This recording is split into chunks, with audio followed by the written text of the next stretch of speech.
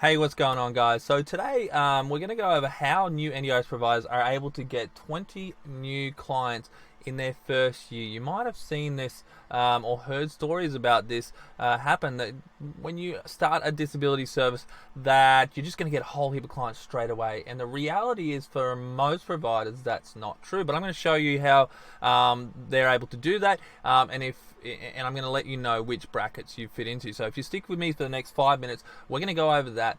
And if you can see down here, you're able to get a free recording of the NDIS Provider Accelerator Masterclass, which we go a lot more in depth into marketing strategies, how to get clients, a lot of the myths that you want to overcome, and it's really going to save you years and years, or even months and months, whatever it is. It's going to really stem your learning curve. If you want a free copy of that, just definitely hit me up on Facebook at chadwickdigital.com or wherever you find me. So my name's Greg Chadwick, and I've been in the disability sector for the last 17 years. I own my own disability service, and I am actually a NDIS coach and a provider and a strategic marketer that helps NDIS providers to help attract clients and help them grow their business from day one. All right, so let's get right into the crux of this, and we'll take a look at our first point here. If my pen decides to work.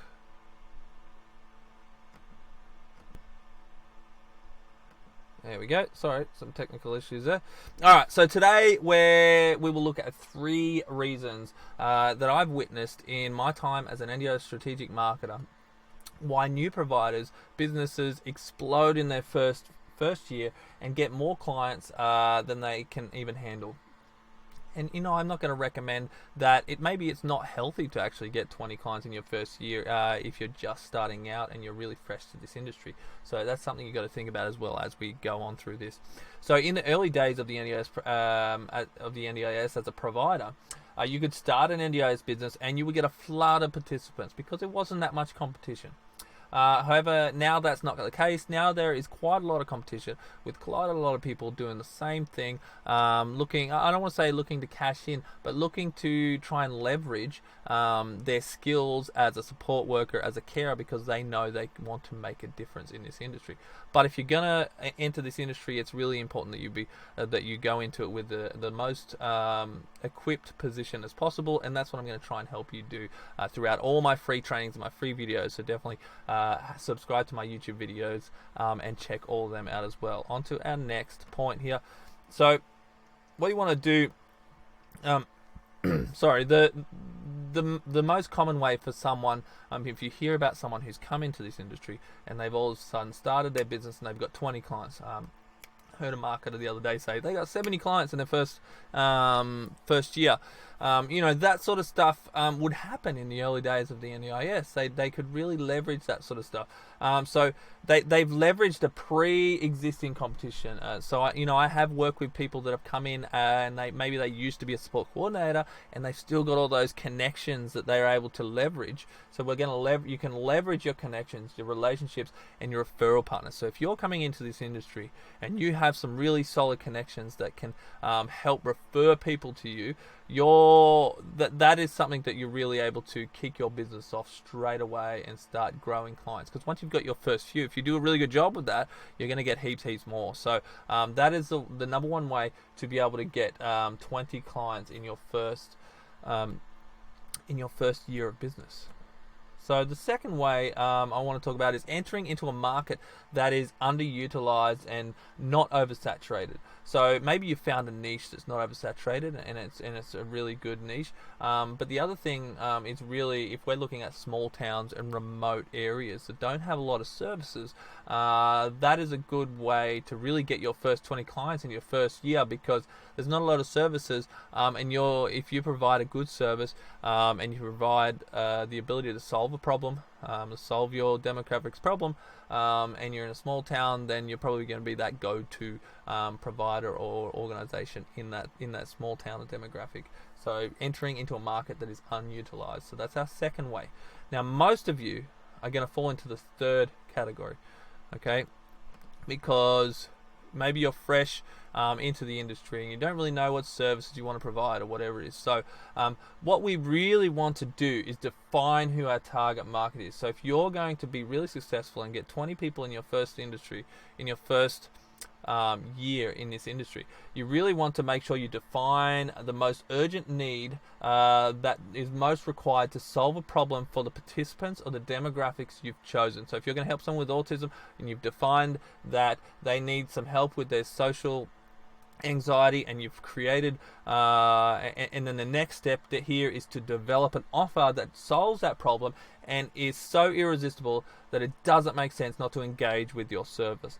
All right, so this is how you're going to get your first 20 clients, is to really niche down and solve those problems that really need solving for your target demographic. And if you can do that, and if you can show your referral partners and you can show people that you are really an expert and you specialize at these sorts of things, you're going to grow your business a lot quicker than someone who comes in and says that I provide all services to all people and spreads a wide net because they really want to keep their options open. But by keeping your options open, you actually are hurting your business. You're actually doing the opposite, because you're becoming a jack of all trades and a master of none.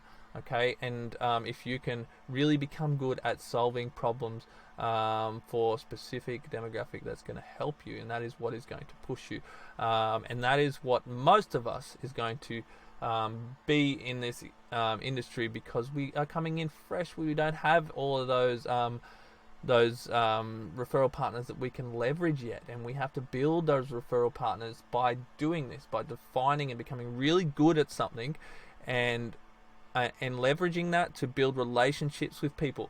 Build relationships, heaps of relationships. You can have, now you have something to talk about. You can go to a networking event and you don't have to just sit there and say, yeah, look, we just opened a SIL house, or yeah, we just started doing community access in the area, and then they say, well, so did we. Cool. Well, what's different about you guys? Why would I refer people to you?